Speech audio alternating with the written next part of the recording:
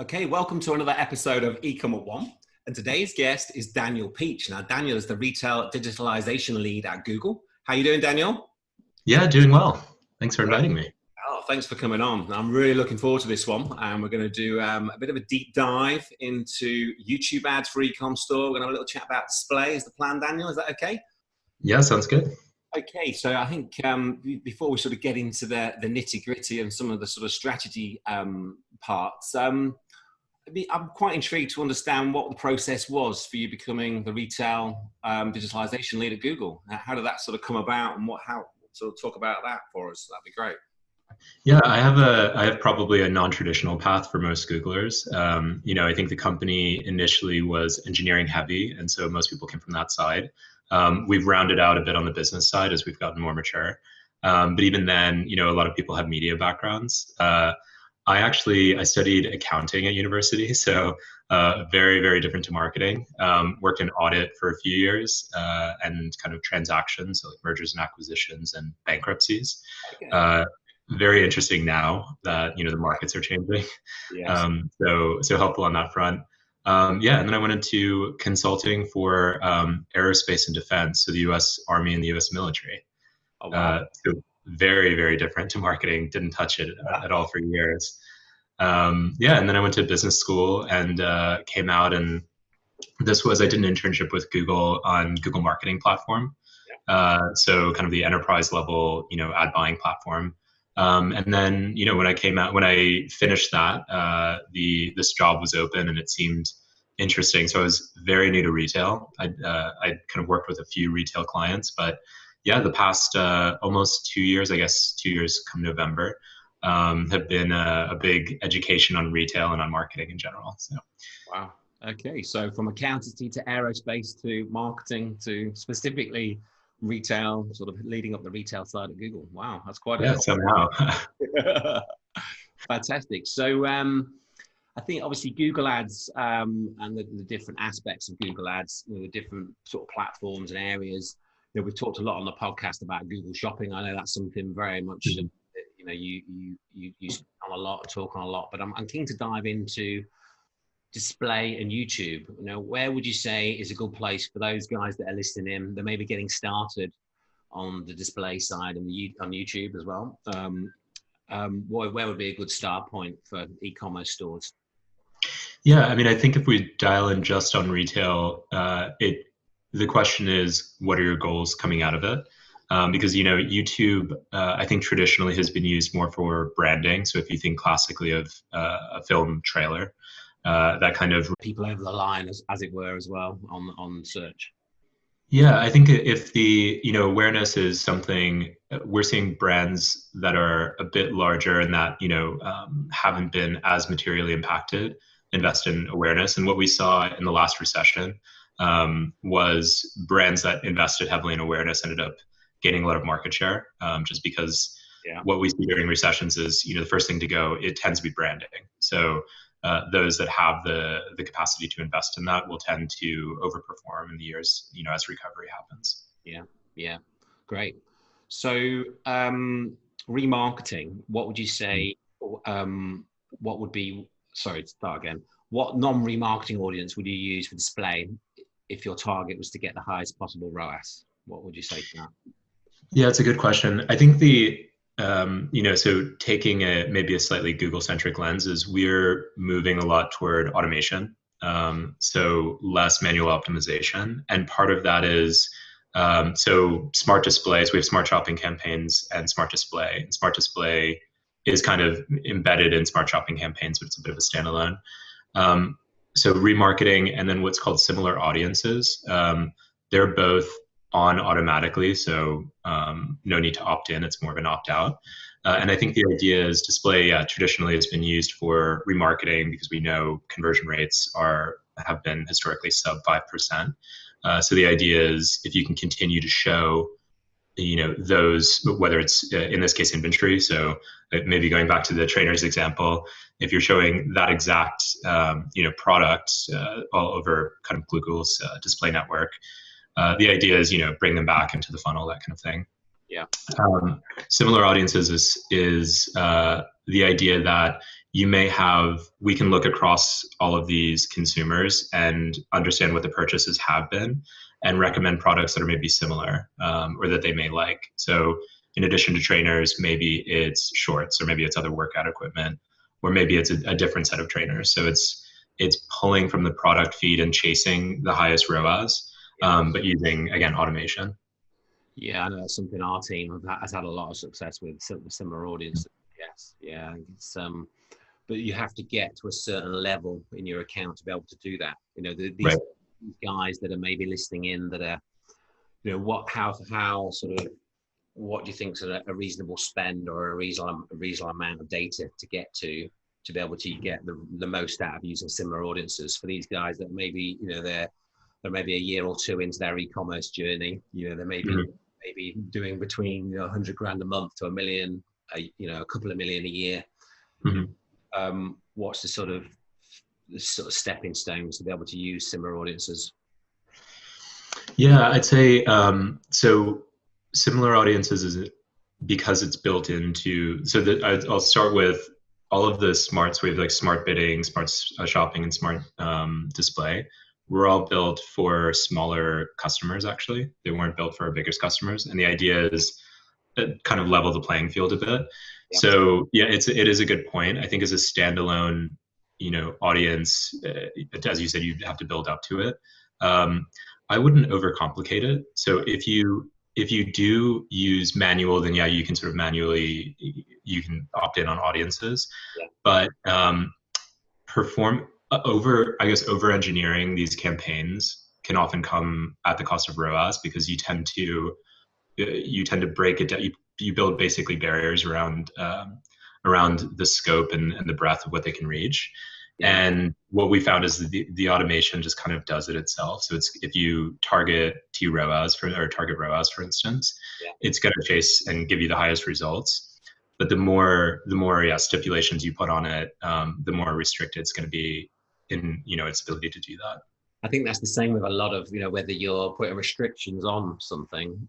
Well, what we see, we refer to it as bid. It's a slightly different thing, but like bid stacking, where you go, right, we'll adjust this and we'll adjust this, but then we adjust this, and before you know it, you've adjusted 9 things, and the sort of compound effect of adjusting all those things means you've got literally like a 3% chance of getting in front of your audience, which, you know, you have to be quite careful what what levers you do pull, because you end up pulling too many, and then you're not getting in front of any audience potentially. Because quite often what we see at accounts is, you know, a client might come to us and say, you know, I need to get 5 times ROAS. Well, to get a 5 times ROAS is easy in any account if you don't spend much money. So it's trying to get, obviously you need a ROAS. The way we see it is you need a ROAS, but you obviously need a conversion value target as well, because getting a ROAS of 5, but only getting a few £1,000 in sales is not going to help you sell the products that you've got in the warehouse, etc., etc. So trying to get that balance and pull not maybe all the levers in one go to then hit the ROAS, but then you might only get a few, you know, a small amount of turnover, because we do see that a lot. You know, I see that a lot where, you know, they've maybe they're happy with the ROAS, but then the turnover is just not there. So it's then looking at the opportunities within the account, whether that's where the biggest wastage is or where the biggest opportunity is, you know, and looking at that. Yeah, I mean, I think the other thing is, so ROAS is adjustable, right? So you can set a target and that target can move. And the higher you set that target, the more restricted the number of kind of potential shoppers you're reaching.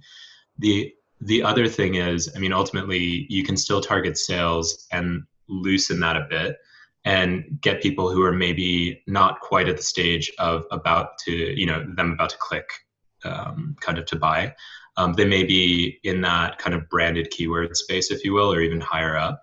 So you can reach them earlier in the funnel and still target sales, but try to broaden your audience a bit. Because I guess the other thing is sort of how well do you know your audience? I think a lot of e-commerce brands do know their audience, but it's impossible to find that exactly in, you know, given digital advertising. So ultimately, it's going to search for people you may not have realized, maybe tuned into your brand and may be willing to buy.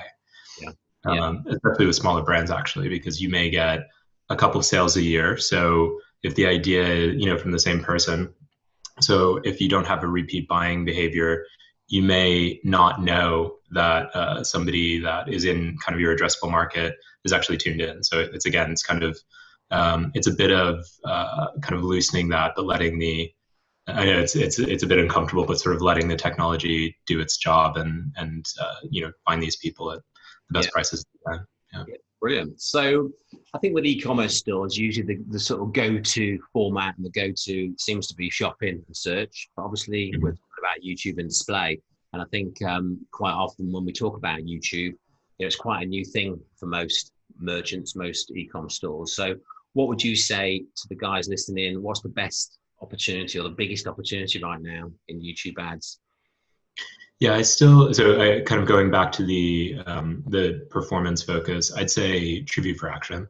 It's a really nice compliment, and I guess one of the challenges, videos, a new format for a lot of people. If you've been working in search and shopping, you tend to have product catalog photos. You can create search ads pretty easily. YouTube relies largely on creative excellence. And that can be difficult. It takes some experimentation. We also know that videos can be quite expensive to create, more expensive than other forms of creative. So one thing we are launching is called Video Builder. It's basically template videos in some sense. So you can access a catalog of music from YouTube. You can use a couple different formats or templates. So it basically lessens the load, and it democratizes in some sense the ability to create videos for your brand. That's usually the block thing with video ads, is obviously that creative side. I know there's a lot more tools out there, and a lot more tools sort of with one-off fees and whatnot. But obviously, if you guys are building that in now, that's going to be great. Yeah. Yeah, it's true. And the other thing I think we're experimenting with is video on display. So using that network and integrating video into it. So theoretically, you could optimize for each channel. I think there are a bunch of sort of creative excellence tips that we can go into if you like. But the idea is there are certain things that we found that work really well on YouTube. And it might be different to say Facebook, for instance, or other kind of platforms that you advertise on. In that it's the use case I think for YouTube is interesting. We're seeing people tend to watch longer videos. They tend to have audio on, which is not true of other video platforms. Okay. So the way you even create those videos, I think, is interesting, because you almost have to like optimize for the platform, but ultimately it's a huge channel, so you can get a lot of traffic out of it. I suppose it is very different to Facebook in that quite often you're scrolling through Facebook and you don't want the volume on, but when you're on YouTube, you're expecting to watch something, so you're expecting the sound, aren't you? So you have the video, you have the sound on, like you say. Yeah. Pretty obvious, isn't it? Yeah. Everyone's like subtitles for Facebook.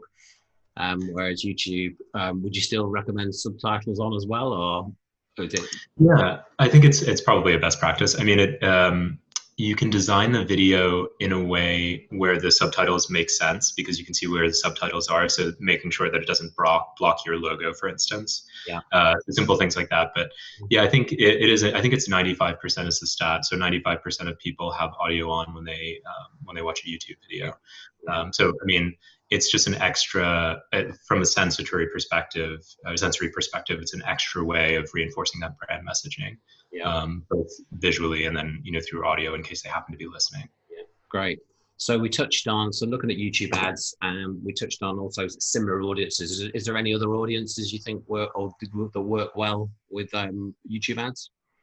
Yeah, I'd say so. Maybe I think of it as a kind of concentric circle building out in terms of intent. So if you think, I guess, at the center of the circle, we have an audience called custom intent, which is looking at so from a shopper by shopper level, which keywords they've already searched for. So it's the clearest form of intent, and it's on YouTube, right? So it's going to look at what they've searched for on search and then connect that. I guess going out a bit, you can look at what are called in-market audiences. So the idea is similar to custom intent, but just kind of a lightly sort of maybe a level out, if you will, where they've expressed interest in products that you have, but maybe not necessarily your keyword specifically. So more of like a category keyword than a brand keyword. Yeah. And then we have life events, which are interesting for some businesses. So if you think of, I think classically, I'm in the process of buying a house. So I've been shopping for furniture quite a bit. A lot of Made, a lot of these kind of furniture brands. So I am like at the perfect moment for home moves. But the same is true of maybe marriage, of weddings, of that kind of thing. So you can. You're seeing a lot of products that you didn't think you needed, and now that you're now about to purchase lots of things that weren't on the list initially for the house move. Oh yeah. Well, it's interesting too because when you work in marketing, you're acutely aware of how you're being marketed to. Yeah. So across Instagram and Facebook and Google and everywhere, I'm seeing a lot of furniture. So I can appreciate it. Yeah. But yeah. It's been quite a bumper category, hasn't it? Or vertical in this last 3 or 4 months. The whole DIY house, garden, obviously. Yeah. Huge things, and we'll come to that towards the end. I think it'd be good to look at some of the specifics on that. So going back to the creatives, I think that's where I think quite often when we look at accounts and we look at agencies that have looked at accounts and worked on ad accounts, you've got this sort of the mechanical, the sort of numbers side, and then you've got this creative side. And they're two very different skills. Very rarely you get the same person that can get an A-star on both sides. So it's quite often having that team, within an agency that can work on both sides. But what sort of tips would you give on the creative? What sort of things? I know you've given a few already, but is there anything specifically, anything else that you would give that will help our listeners to stand out in their creative on display on YouTube? Yeah, we so more for YouTube, but I would say we use this framework. I was in consulting, so I love frameworks. Called ABCD. So if I'm remembering correctly, it's attract, brand, connect, and direct. So attract would be kind of appropriately framing in a tight frame. You'll see this actually in Google's advertising. So if you've ever seen a Google ad, they're very visually appealing, and they usually have a very tight shot because you can get distracted if it's kind of a wider shot and there are too many things to pay attention to. There's particularly for YouTube, the first 5 seconds. We know that we have the audience for at least 5 seconds, just given kind of dynamics. So having a couple shots in rapid succession really brings the audience in the first place and may encourage them to watch even longer. Yeah. There are, by the way, formats that target different lengths, so you can kind of select it's like 5 seconds or 6 seconds, 15 seconds, etc. So you can go for shorter or longer formats. But yeah, the first 5 seconds are obviously the most compelling, and you want to kind of hook. And then interestingly, humans on the front end really resonate. So if you think of the classic one, I think is beauty products, where you obviously want to see that with a human or on a human because it's a very human-centric product. But even things like maybe cell phones, which are more traditionally kind of techie and you may see in isolation, it's still humans. I think there's just an instinctive response that we have. Seeing people with the product or in the ad, is products on their own is what you're saying. Yeah. On branding, I think the logo is really important because you may have full attention and you may have partial attention. So you really want to make sure the logo is there throughout. So this would be both visually and then auditorially, or I'm not sure what the word is, but anyway. Yeah. So yeah, I'm blanking, but anyway, yeah. Audio, yeah. So having the logo present really in the first 5 seconds, because again, that's the hook. So if they happen to, our videos, we have skippable and non-skippable ads, but most people will go with skippable ads. So if the idea is that they could skip it, you want to at least get them to see the logo. So then it operates as maybe a slightly better version of a display ad at that point. More engaging, and you've got audio, but that way you guarantee that at least they see kind of the equivalent of the ad in the first, before they skip. I think just in general, the more creative elements on the connection, that's agencies are really good at this piece, finding the right hook. So depending on your brand, it may be humor, it may be an emotional connection, it may be something really thought-provoking. It's really contextual. And yeah, just having a clear call to action at the end of it. Or during, right? So I saw an example the other day. It might have been EasyJet. I can't quite remember. Ad recall is, important, but it was an instance where they showed prices. They kind of flashed prices up for different destinations. So Tenerife, 40 pounds or something.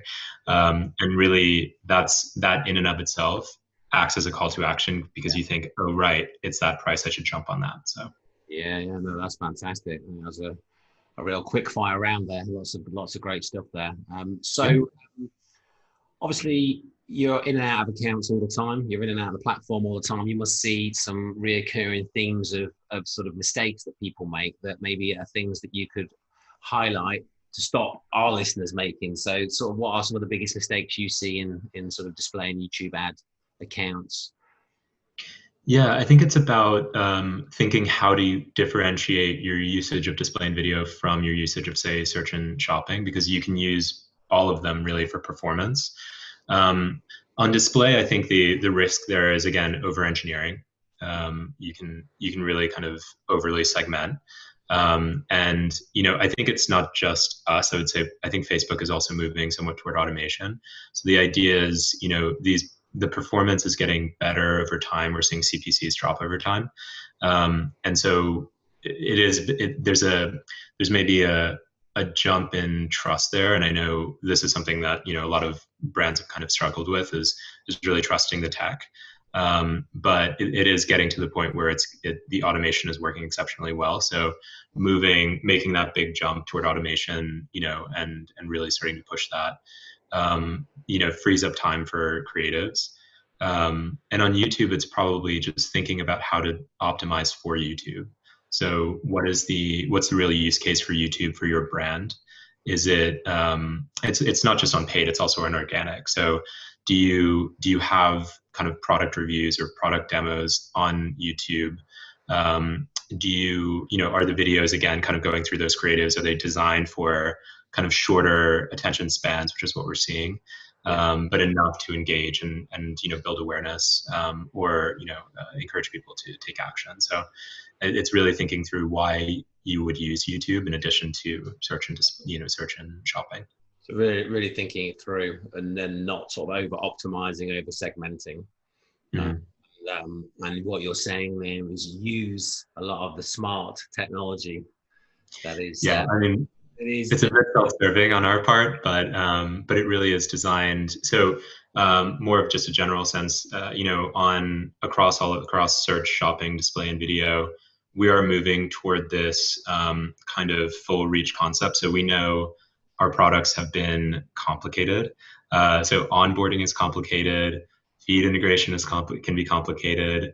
Usage can be complicated. You have to have basically a full degree in Google and a full degree in Facebook and these other ones to understand how best to use the platforms. And obviously, entire industries are built around that. But what we're working toward over time is this idea that you should be able to just kind of input whatever your objective is. So it could be new customer acquisition. It could be re-engagement with existing customers. It could be awareness. It could be consideration. Really thinking through that and trying to make it as simple as possible. So ultimate simplicity is kind of the goal for us, but really having the idea of universal reach, right? So really thinking through how somebody can reach customers across all of these properties, right? Because we also have Gmail and we have Discover, which is kind of that news feed, if you will, on Android. And yeah, so it's trying to simplify and really build to level the playing field, is what we'll say. It's quite an interesting time, I think, where obviously there's the smart everything, smart shopping, smart, and the sort of auto, right. And we have people come on board that have used smart, and had a lot of success, and others that have quite often hit a ceiling where they can't quite. I think obviously it's evolving all the time. Will we ever get to the point where it's just literally, press the button, agree the ROAS, you know, and you can really, you know, get a real optimal turnover. And I think that we're there to, in some degree, with quite a few clients that have onboarded with us. It's like, wow, that is actually really good. You know, can we improve it? But, you know, it's like, how far will the automations go? Where will agencies be needed, you know, in 12 months, 24 months for the day-to-day? You know, obviously they'll always be needed for the ideas and for, you know, more on the strategy side, but the mechanical sort of movement of, you know, just in little, you know, the thousands of adjustments that need to be made in an account. You know, I think obviously as the months progress, you know, it's evolving all the time, isn't it, at your end? Yeah, we've been actually working on this with agencies directly. So I mean, obviously we work a lot with you know, the WPPs and the you know, Dans and everyone else. And I think there is a shift in what agencies are doing and have done. The shift on their end actually toward digital. So that in and of itself has been a big change in the way they do business, because you know, the forms of media and consumption has changed a lot. But also thinking through their natural role. So you know, the media sort of campaign management has been a big part of their business, and you know, and I think the question is, yeah, what is their best use case? So as you said, strategy and kind of creative. Yeah. That's becoming even more important, because if you think about kind of democratizing the playing field on things like performance advertising and even awareness, we're moving toward automation on awareness as well, or kind of upper funnel. That makes the creative even more important, and you can start to see how, you know, certain companies stand out.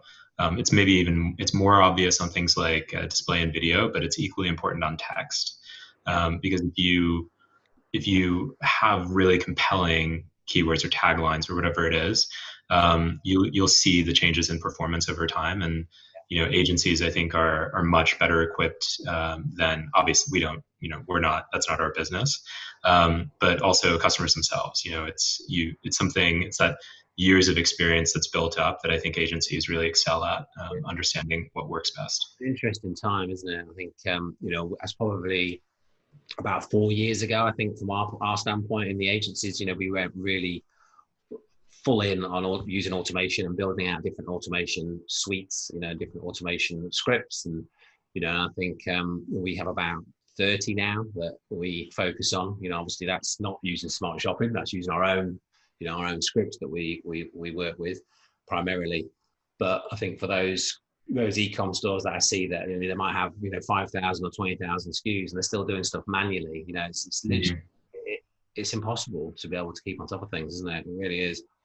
Yeah, I guess the other point is, you know, I focus just on Google, but we're not the only advertising, you know, platform. So the other piece of it where I think agencies are doing really well and are investing is media mix modeling, right? So looking at their new advertising, you know, Amazon didn't really have much of an advertising business a couple of years ago, and suddenly it's, you know, it's a juggernaut. It's growing really quickly on things like sponsored product ads. So you can really see, you know, there are different use cases, and we know that some customers do really well on Facebook, on Instagram.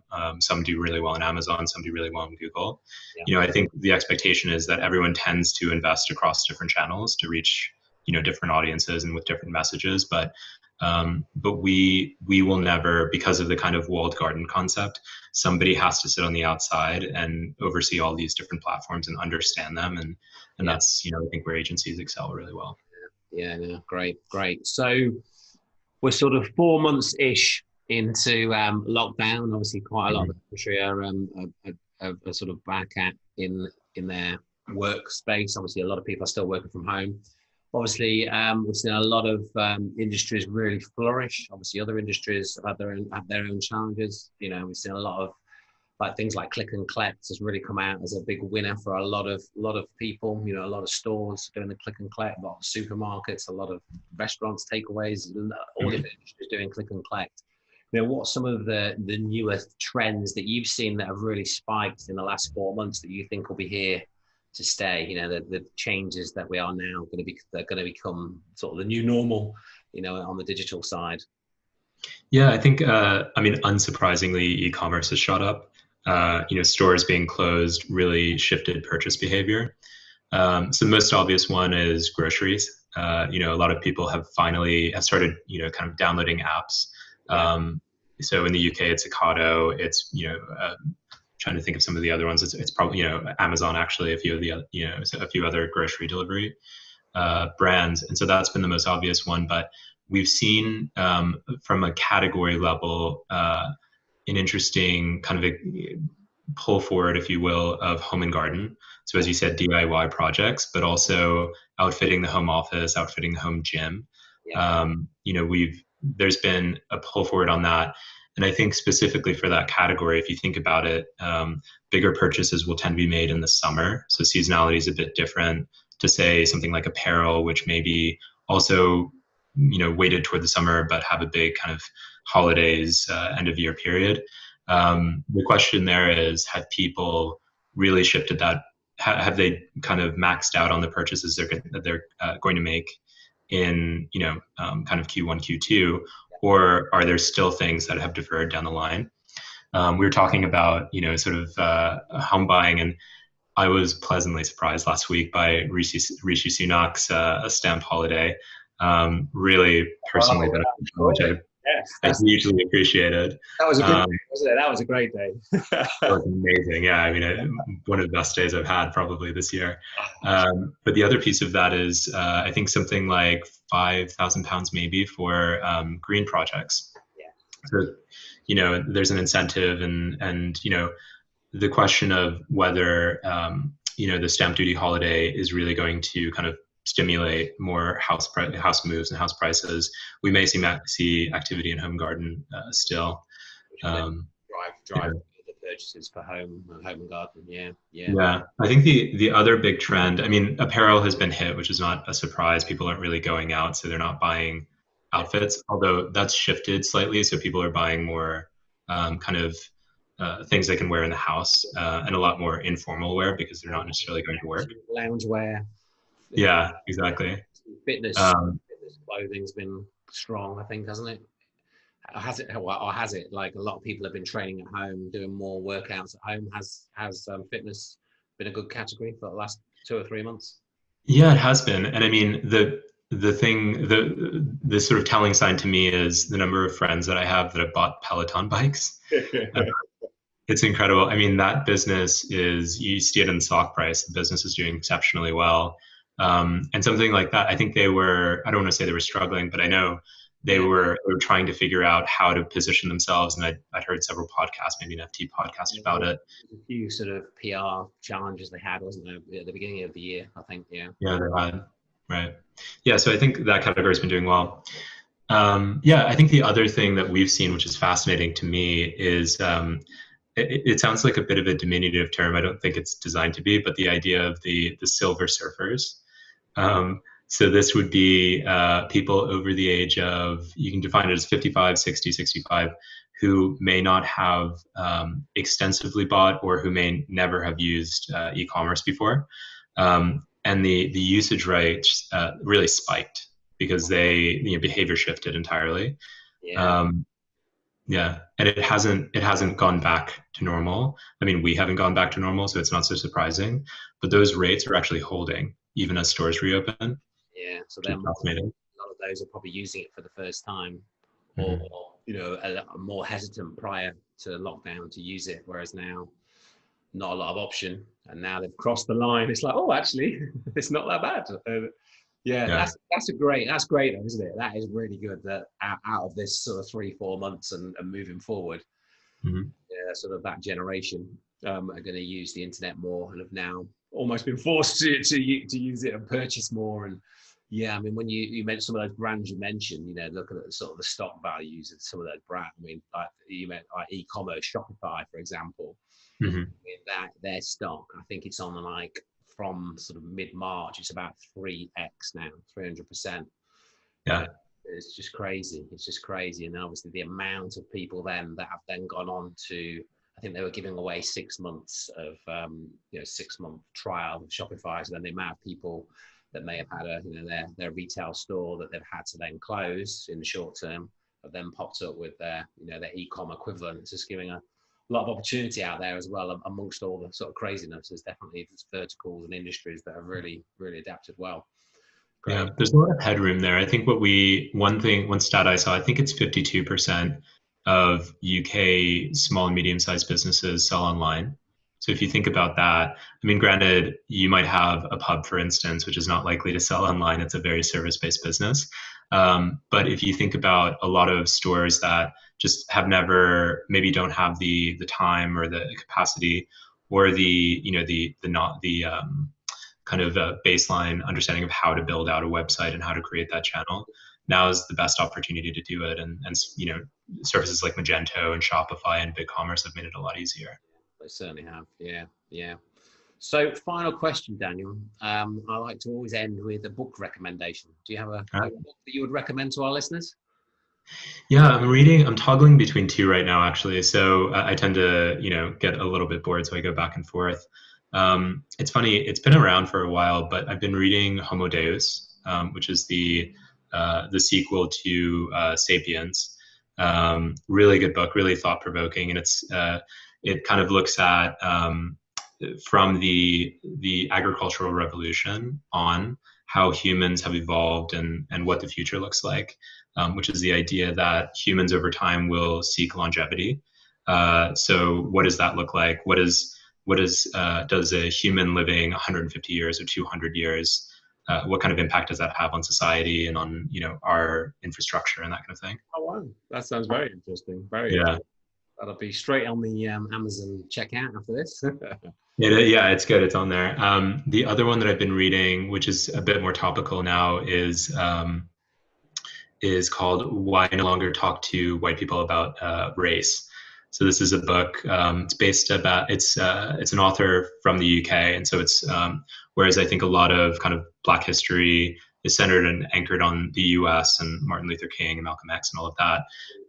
This is really squarely focused on the UK. So it's been a nice education in the experience of Black people living in the UK, and something I'd recommend. We've got two recommendations there. Fantastic. Yeah, highly encourage you. Yeah. Oh, that's great. So for the guys listening in, if they want to connect with you, Daniel, what's the best place to sort of connect with you directly? Yeah, I'd say LinkedIn. I tend to monitor it pretty closely. I think it's linkedin.com/Daniel Peach, but either way, you can find me on there. So by all means, I'd love to connect. We'll link it up in the show notes. So this podcast will go live in a couple of weeks, and then there'll be a full transcription on the podcast, and then we'll link up the books and your LinkedIn profile as well. Well, thank you very much, Daniel, for coming on the podcast. It's been an absolute pleasure. Yeah, thank you so much. I appreciate